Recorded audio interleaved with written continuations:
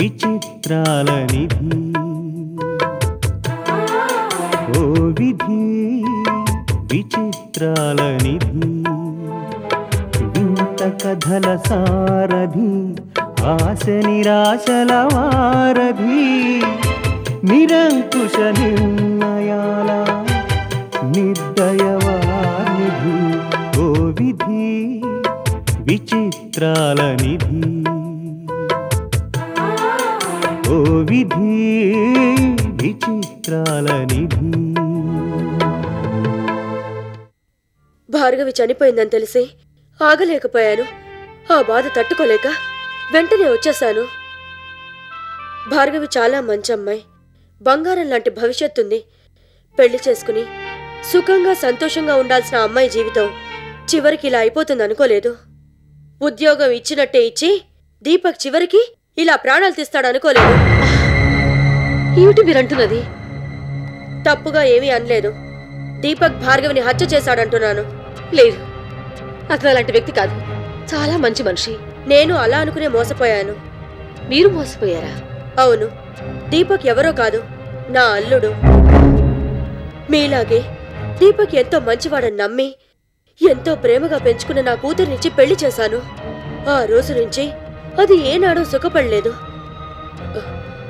తను ఎలా చెప్తే అలా వినాలి, నిలబడమంటే నిలబడాలి, కూర్చోమంటే కూర్చోవాలి. ఇంటికొచ్చిన వాడితో మాట్లాడకూడదు, ఉద్యోగం చేయకూడదు, ఇల్లు వదిలి బయటికి వెళ్ళకూడదు. ఇలా ఒకటా రెండా చాలా బాధలు పెట్టాడు. చెప్పినట్టు వినకపోతే తిట్టేవాడు, రాత్రిపూట తాగొచ్చి కొట్టేవాడు. ఏమిటి బాబు అని అడిగితే నా మీద చేయి చేసుకోవడానికి కూడా సిద్ధపడేవాడు. అతను అలా చేశాడంటే నేను నమ్మలేకపోతున్నాను. మీరే కాదు, ఎవరూ నమ్మరు. కానీ నా కూతురు పడ్డ బాధలు చూశాను కాబట్టి చెప్తున్నాను. అతను మా ఇంటికి కూడా వచ్చేవాడు, కానీ చాలా మర్యాదగా ప్రవర్తించేవాడు. అదంతా నటన. మనసులో ఏముందో బయటికి కనపడినివ్వడు. బయటికి మర్యాదస్తుళ్లా పెద్ద మనిషిలా కనిపిస్తాడు, కానీ దుర్మార్గమైన పనులు చేస్తాడు. ఆడవాళ్లంటే పిచ్చి. బయట తిరుగుళ్ళు తిరుగుతాడు. ఉద్యోగం ఇస్తానని అమ్మాయిలను చేరతీస్తాడు. మెల్లగా వాళ్ళని వల్లో వేసుకుని కొన్నాళ్లపాటు వాళ్లతో తిరిగి అవసరం తీరగానే వదిలేస్తాడు. మీరేది చెప్పినా అతను అలాంటి వాడంటే నాకు నమ్మకం కలగటం లేదు. దీన్ని బట్టి దీపక్ మిమ్మల్ని ఎంతగా నమ్మించి మోసం చేశాడో అర్థమవుతోంది. నా కూతురు అలాగే గుడ్డిగా నమ్మి నేను వద్దన్నా వినకుండా ప్రేమించి పెళ్లి చేసుకుంది. చివరికి అతను పెట్టే బాధలు తట్టుకోలేక చనిపోయింది.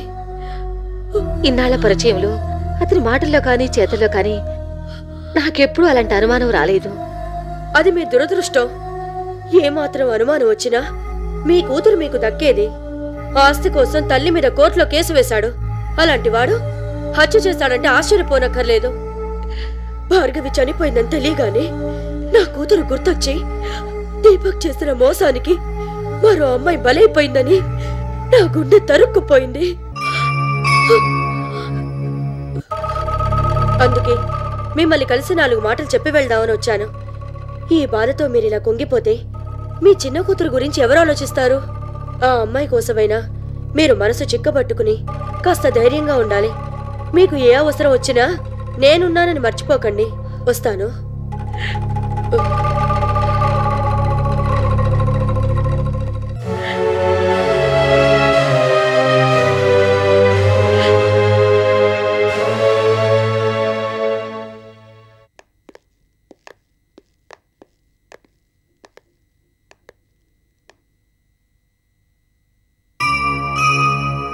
దీపక్, మావయ్య,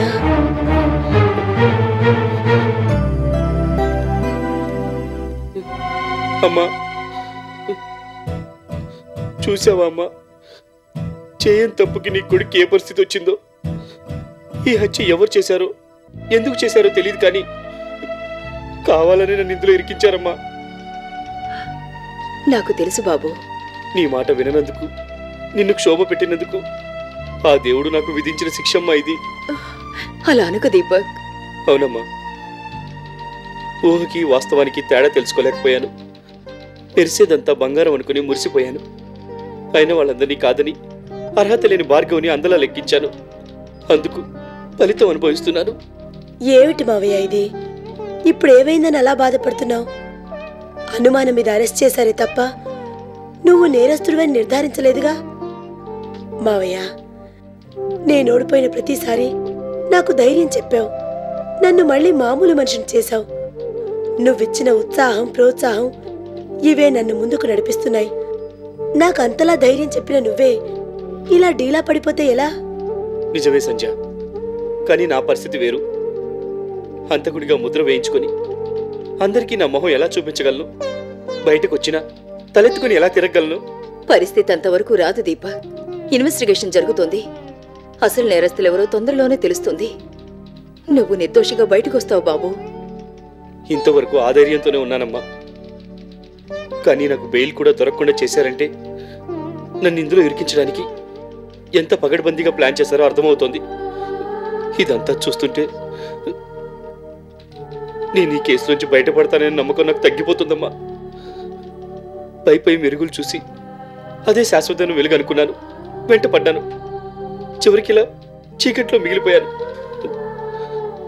బతికుండగా ఎన్నో రకాలుగా బాధ పెట్టి చివరికి చనిపోయి కూడా ఇలా సాధిస్తుందనుకోలేదమ్మా ఈ భార్గవి.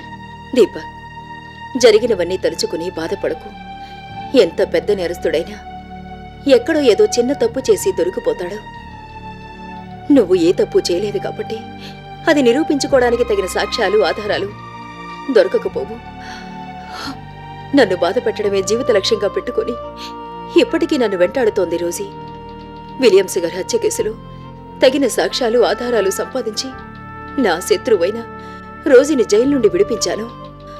అలాంటిది నా కొడుకైన నువ్వు ఏ నేరం చేయకుండా జైల్లో శిక్ష అనుభవిస్తూ కూర్చుంటే చూస్తూ ఎలా ఊరుకుంటాను బాబు? డబ్బు, పలుకుబడి అన్నీ ఉపయోగిస్తాను. చేయగలిగిన ప్రయత్నాలన్నీ చేస్తాను. నువ్వు నిర్దోషిగా బయటకు వచ్చేలా చేస్తాను. ఈ అమ్మ మీద నమ్మకం ఉంచు బాబు. ఆ ఆశతోనే ఉన్నానమ్మా. ఈ హత్య విషయంలో నేను నిందితుడిగా కనపడ్డానికి ముఖ్యమైన కారణం ఒకటేనమ్మా. భార్గవితో నేను తిరిగిన తిరుగుళ్ళు, ఆమెతో ప్రవర్తించిన విధానం, భార్గవితో నాకున్న అనుబంధం తెలిసి అందరూ నన్ను అనుమానంగా చూస్తున్నారు. కానీ ఎవరెలా అనుకున్నా, ఎన్ని ఊహాగానాలు చేసినా నువ్వు నన్ను అర్థం చేసుకుంటే చాలమ్మా. నేను ఈ హత్య చేయలేదని నువ్వు నమ్మితే చాలు.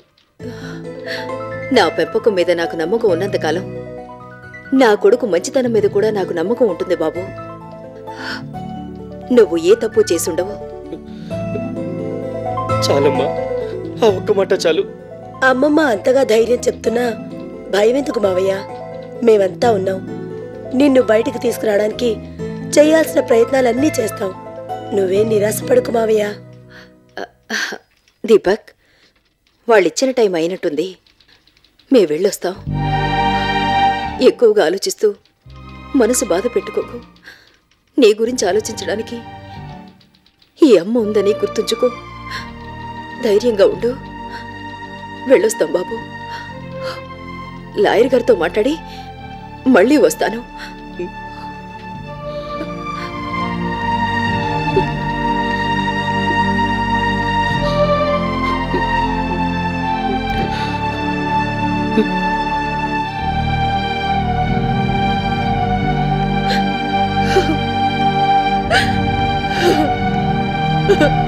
అమ్మమ్మా, ఏమిటమ్మమ్మా ఇది? సంధ్య, మావయ్యకి ధైర్యం చెప్పాను కానీ ఈ పరిస్థితిని ఎదుర్కోవడానికి నాకు ధైర్యం చాలడం లేదమ్మా. బెయిల్ కూడా సంపాదించలేకపోయావంటే ఇంకా మావయ్యని ఎలా బయటికి తీసుకొస్తావని నాకు భయంగా ఉంది. ఊరుకో అమ్మమ్మా, పద.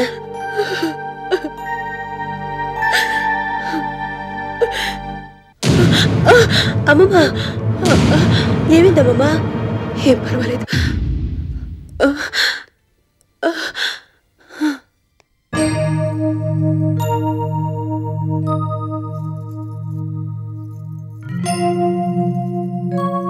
బాబు, కాపీ.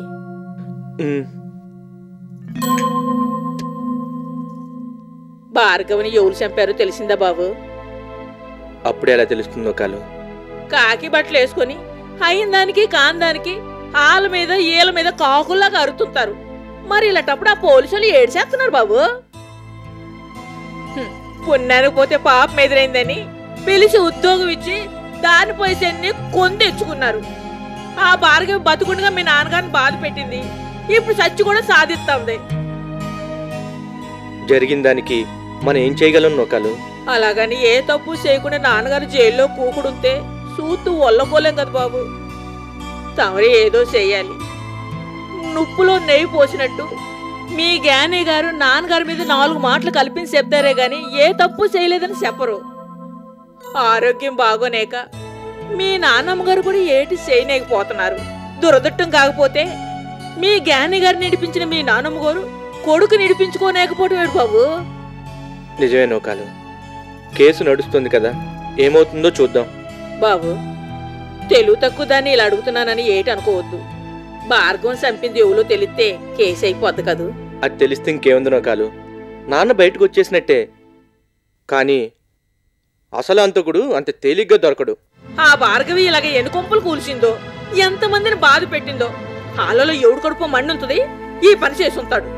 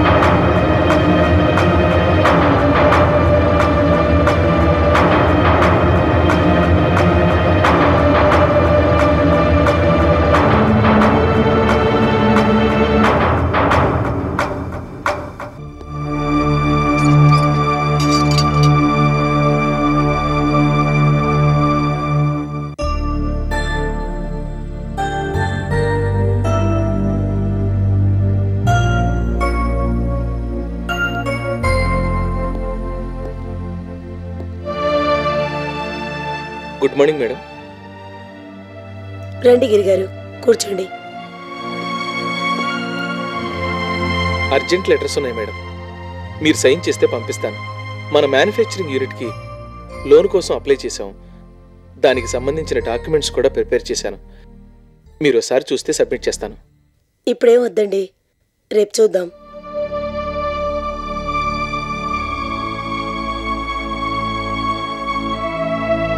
దీపక్ గారిని అరెస్ట్ చేయడం అన్యాయం మేడం. ఆ విషయంలో మీరు బాగా అప్సెట్ అయినట్టున్నారు. మీ మామయ్య గారికి మీకు అటాచ్మెంట్ ఎక్కువ అనుకుంటాను. అవును, చాలా ఎక్కువ. చిన్నప్పటి నుంచి మావయ్య నన్ను పెంచాడు. వినోద్ బిజినెస్ వదిలేసి మధ్యలో వెళ్ళిపోతే నన్ను టేకప్ చేయమని ఎంకరేజ్ చేసింది మావయ్యే. విడాకులు వచ్చినప్పుడు కూడా నాకు ధైర్యం చెప్పి నన్ను మళ్ళీ మామూలు మనిషిని చేసింది మావయ్యే. నేనివాళ ఏ పనైనా ధైర్యంగా చేయగలుగుతున్నానంటే దానికి మా మావయ్య సపోర్టే కారణం. నాకంతలా ధైర్యం చెప్పిన మావయ్య ఇవాళ నిస్సహాయంగా నిరాశగా మాట్లాడుతుంటే చాలా బాధగా ఉంది. అందరి చేత మంచి మనిషి అనిపించుకున్న మావయ్యని నేరస్తుడిగా నిలబెట్టారంటే ఆ షాక్ నుంచి తేరుకోలేకపోతున్నాను. బెయిల్ గురించి ప్రయత్నించలేదా మేడం? ఎంత ప్రయత్నించినా దొరకలేదు. ఇక ముందు కూడా దొరుకుతుందనే నమ్మకం లేదు. ఒకప్పుడు నేను జైల్లో ఉంటే నాకు బెయిల్ ఇప్పించి విడిపించింది మీ అమ్మమ్మ గారే. ఇప్పుడు దీపక్ గారి విషయంలో ఏమీ చేయలేకపోయారంటే ఆశ్చర్యంగా ఉంది మేడం.